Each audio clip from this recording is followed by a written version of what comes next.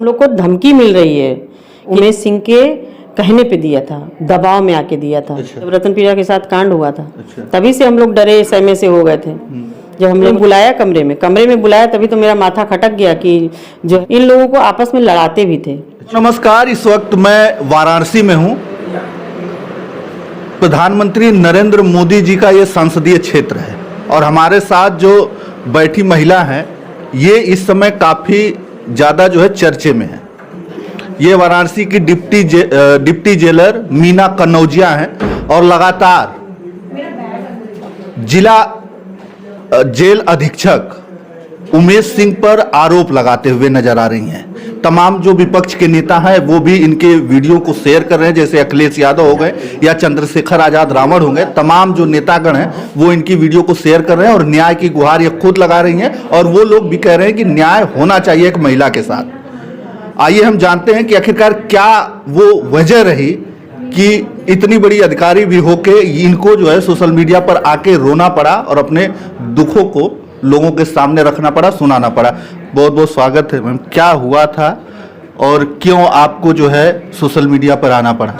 देखिए, एक बहुत पहले एक मैटर हुआ था रतन प्रिया मामले में। वो भी उपकारापाल थी, डिप्टी जेलर थी हमारे यहाँ। करीब साल 1.5 साल हो रहा है। ये जब आए थे पहली बार तो 1 महीना हुआ होगा, उसी बीच में ये मैटर हो गया। रतन प्रिया के साथ ये हादसा हुआ और उन्होंने एप्लीकेशन लगाई मुख्यालय में और डीआईजी के यहाँ सब कहीं उन्होंने लगाई। अभी तक 1 साल 1.5 साल हो रहा है, उसका कोई उत्तर नहीं आया। और उसके बाद फिर उन्होंने दोबारा रिमाइंडर किया कि मेरा दोबारा बयान सबसे करवाया जाए। तो दोबारा जब बयान हुआ तो मैंने उनके पक्ष में दिया, क्योंकि उनके जो मैंने उस बार जो बयान गलत दिया था वो मैंने उमेश सिंह के कहने पे दिया था, दबाव में आके दिया था। अच्छा। जी, क्योंकि वो कह रहे थे कि भाई तुम लोग के बच्चे भी होंगे, पढ़ते भी होंगे, कहाँ पढ़ते हैं कहाँ नहीं पढ़ते हैं, और देखो भाई तुम लोग परिवार वाले हो और अगर मेरे खिलाफ बयान अगर दोगे तो फिर सोच लो फिर मैं बाद में क्या क्या करूंगा। मतलब इनडायरेक्टली आपको धमका रहे हैं? हाँ, हमको ही क्या, जो भी उस समय वहाँ पे थी, बिमलेश थी और भी लोग थे हमारे, कई लोग तो ट्रांसफर भी हो गए हैं।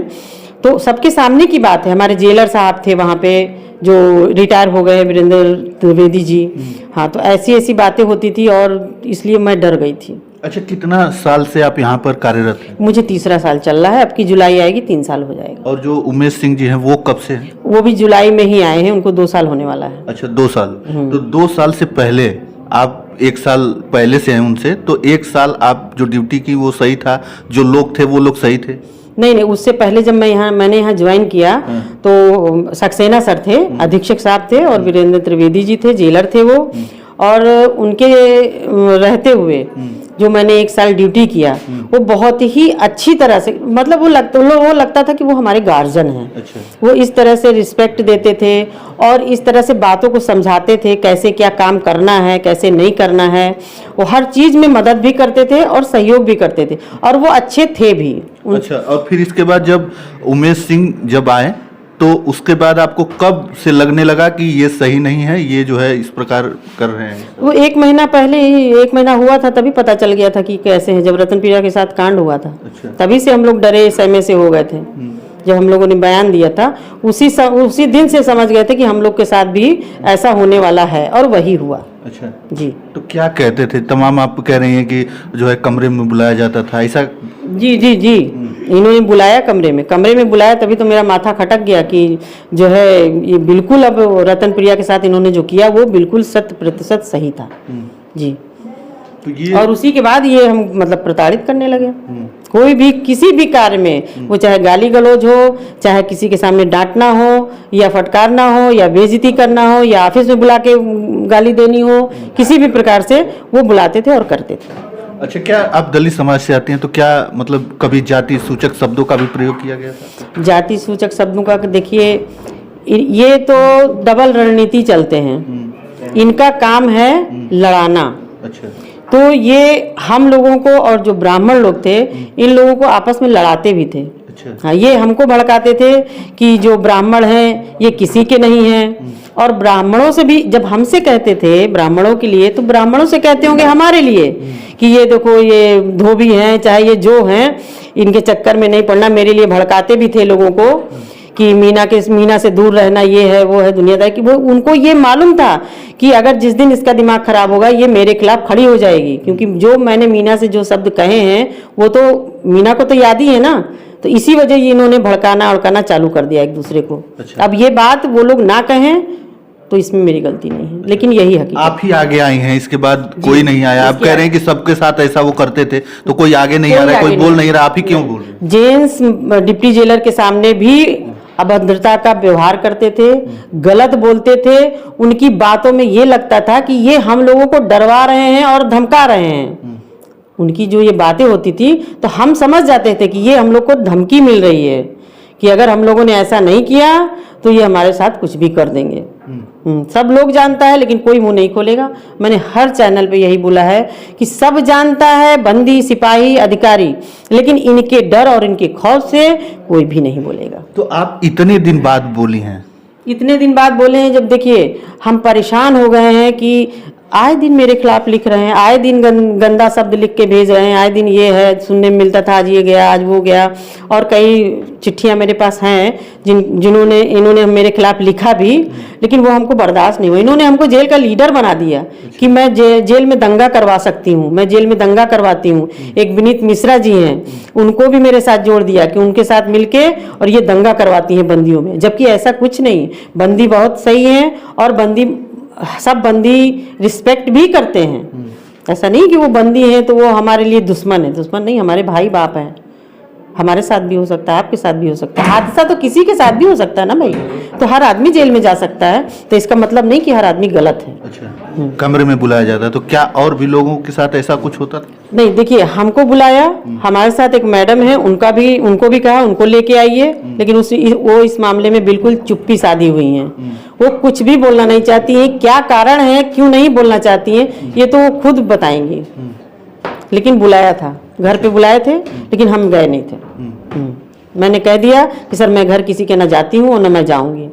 आपको तो क्या मकसद क्या रहा होगा? मकसद देखिए, एक अधीक्षक घर पे बुला रहा है और उसके घर में ना उसकी बीवी है, ना उसका बच्चा है, ना उसकी बेटी है और ना परिवार में कोई माँ बाप है। इतनी बड़ी हवेली में जो रह रहे हैं वो अकेले रह रहे हैं। केवल एकमात्र सिपाही बाहर रहता है। और फिर मान लीजिए हम लोग जाते हैं, सिपाही तो रोकेगा नहीं, क्यों जा रही हैं? वो तो कह देंगे साहब ने बुलाया है, तो मना करेगा नहीं। लेकिन वहां जाने के बाद क्या होगा आप लोग बहुत अच्छी तरह जानते हैं। इसलिए मैंने कहा मैं किसी के घर जाती ही नहीं, ना मेरा ऐसा चरित्र है और ना मैं ऐसी हूँ। जो जाता होगा वो जाएगा, मैं आपके घर नहीं आऊँ। उसी दिन से ये हमारे ऊपर बिल्कुल इन्होंने फ्रंट हो गए। हर तरह तरह के आरोप लगाते गए, तरह तरह के इल्ज़ाम लगाते गए। इसलिए मेरा समझ लीजिए हम क्या ही आपको बताएं। अच्छा, आपका ट्रांसफर हो गया है, क्या उनका भी ट्रांसफर हुआ है? मेरा ट्रांसफर हुआ है ये हमको मालूम है, मैं ज्वाइन भी कराई हूँ, लेकिन उनके ट्रांसफर हुआ है या नहीं अभी मुझे ये जो है मालूम नहीं है। तो क्या कार्रवाई चाहती हैं? कुछ कार्रवाई हुई उनके ऊपर जो आपने आरोप लगाया? कार्रवाई तो देखिए अभी सुनने में आ रहा है कि बाबा जी उनके ऊपर कार्रवाई कर रहे हैं, और सुनने में आ रहा है कि उनके ऊपर कार्रवाई होगी।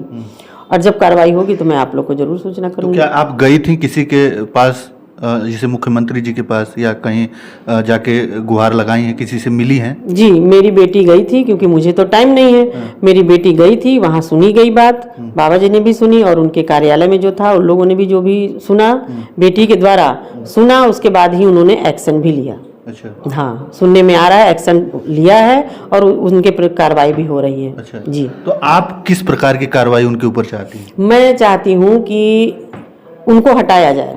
अच्छा, हाँ, और हमको भी हटाया जाए। अगर हम गलत हैं तो हमको हटाया जाए, और अगर वो गलत हैं तो उनको हटाया जाए। एक चीज की जांच हो, गेट से लेके रजिस्टर से लेके एक चिट्ठी की जांच हो। जितनी भी पत्रावली है, जितना भी वहाँ पे डॉक्यूमेंट है, सबकी जांच हो और जो गलत निकले उसको हटा दिया जाए। जी। अभी तमाम जो विपक्ष के नेता हैं वो शेयर कर रहे हैं कि इनको न्याय मिले। क्या उन लोगों से कोई संपर्क हो पाया है, क्या ऐसा कुछ?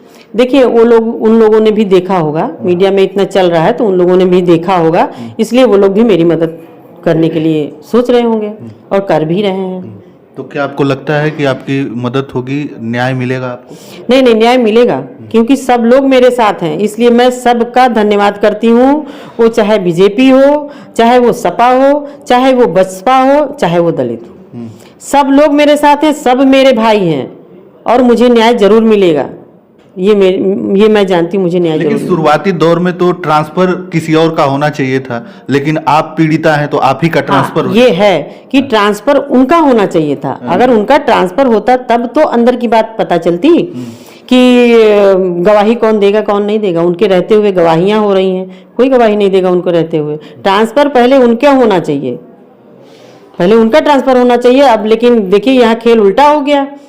अब रात मिल के डीआईजी साहब से या जो भी मेरा ट्रांसफर करवा दिया, हम ही को हटा दिया कि ये रहेगी नहीं तो अंदर की और कोई बात इधर उधर होगी नहीं, इसलिए हम ही को हटा दिया। तो क्या मतलब ऐसा कैमरे के सामने आके आप बोल रही हैं, आपसे अंदर अंदर और भी लोगों से बात होती है कि नहीं उनके साथ भी हुआ, उनके साथ भी हुआ? आपसे लोग संपर्क करते हैं? नहीं, अभी संपर्क नहीं कर रहे। जब तक ये हटेंगे नहीं तब तक संपर्क नहीं होगा। और कुछ लोगों का संपर्क है, वो मेरे पास है, वो जरूरत पड़ेगी तो मैं आपको बता। अच्छा, वो भी लोग सामने आएंगे। अच्छा, तो चलिए, ये हमारे साथ डिप्टी जेलर मीना कनौजिया जी थी जो वाराणसी में है और लगातार आरोप लगा रही हैं। अब ये न्याय की गुहार लगा रही हैं और इनको न्याय तो मिलना ही चाहिए, क्योंकि महिलाओं के ऊपर इस प्रकार की प्रताड़ना ये झेलते हुए देखा जा रहा है, तो इनको न्याय मिलना चाहिए। बस आगे से ऐसा किसी के साथ ना हो। चलिए, इस वीडियो में इतना ही। धन्यवाद।